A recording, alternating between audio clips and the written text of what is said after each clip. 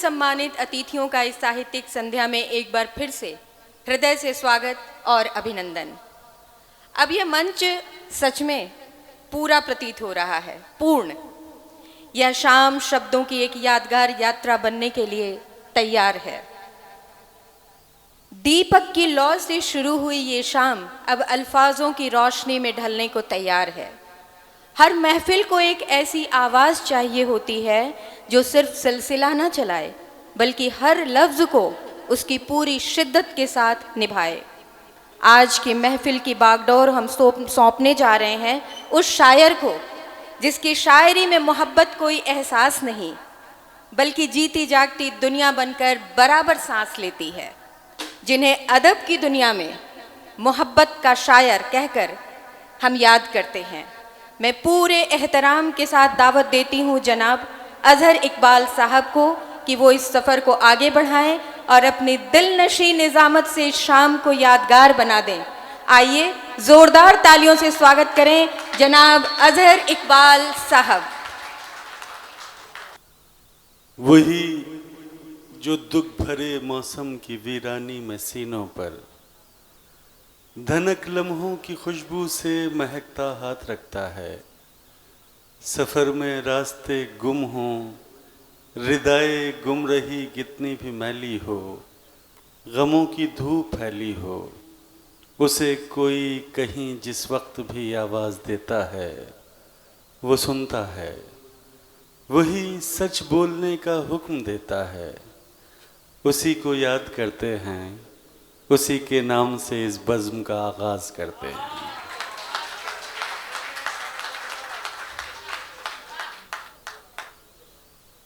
प्रेम का कोई मंत्र जपा दे हे ईश्वर, प्रेम का कोई मंत्र जपा दे हे ईश्वर, घृणा का अस्तित्व मिटा दे हे ईश्वर।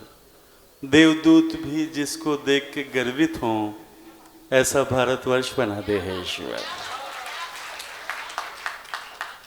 दोस्तों, नवकुंभ साहित्य सेवा संस्थान उत्तर प्रदेश की ओर से मैं अजहर इकबाल आप तमाम हाजरीन का खैर मकदम करता हूँ।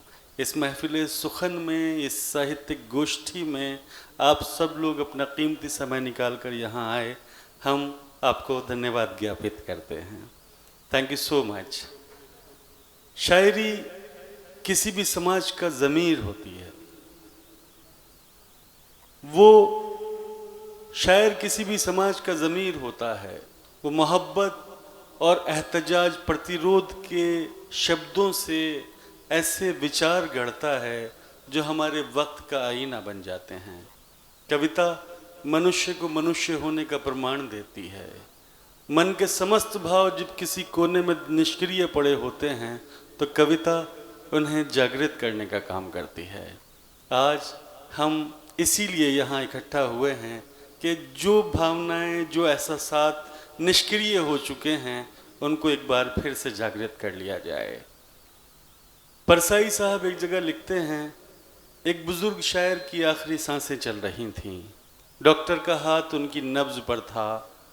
डॉक्टर ने बड़े उदासी भरे लहजे में उनकी पत्नी की तरफ देखते हुए कहा, बहन जी, अब इनके पास कुछ ही क्षण हैं। ये सुनकर उनकी बीवी ज़ारो कतार रोने लगी। उन्होंने डॉक्टर से अनुनय विनय की कि किसी तरह कोई ऐसी दवा तजवीज़ कर दें जो इनके प्राण शाम तक बचाए जा सकें, क्योंकि हमारा इकलौता बेटा शहर से दूर रहता है। मैं चाहती हूँ कि वो शाम तक घर वापस आ जाए और अपने पिता के अंतिम दर्शन कर ले। डॉक्टर ने एक बार फिर मायूसी भरे लहजे में कहा कि मेरे पास कोई भी दवाई ऐसी मौजूद नहीं है जिससे इनकी जान शाम तक बचाई जा सके। ये सुनते ही बीवी और ज़्यादा उदास हो गई। डॉक्टर और शायर की पत्नी का वार्तालाप एक मित्र भी सुन रहे थे। वो शायर की पत्नी के करीब आए और कहने लगे, भाभी जी आप निश्चिंत रहें, मैं कोशिश करता हूँ। और ये कहकर वो उस कमरे में पहुँचे जहाँ बुज़ुर्ग शायर बेहोशी की हालत में अपनी अंतिम सांसें गिन रहा था। उन्होंने दरवाज़ा अंदर से बंद किया और बेहोश शायर के कान के पास जाकर सरगोशी की और कहा, भाई साहब आपकी शायरी सुने हुए बहुत दिन हो गए। ये सुनते ही बुजुर्ग शायर ने आहिस्तगी से अपनी आंखें खोलीं, बहुत कमज़ोर आवाज़ में कहा कि सामने अलमारी में मेरा काव्य संकलन, मेरी डायरी रखी हुई है, ज़रा उसको उठा लाएं। शायर के दोस्त अलमारी के पास गए, उनका काव्य संकलन उठाया। शायर ने बहुत कमज़ोर आवाज़ में अपनी कविताओं का पाठ शुरू किया।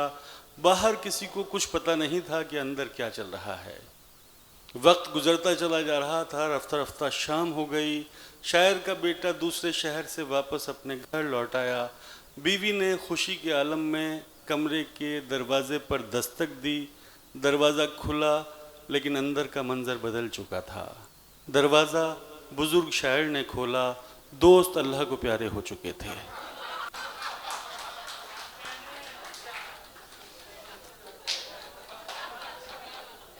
मैं आपको यकीन दिला देना चाहता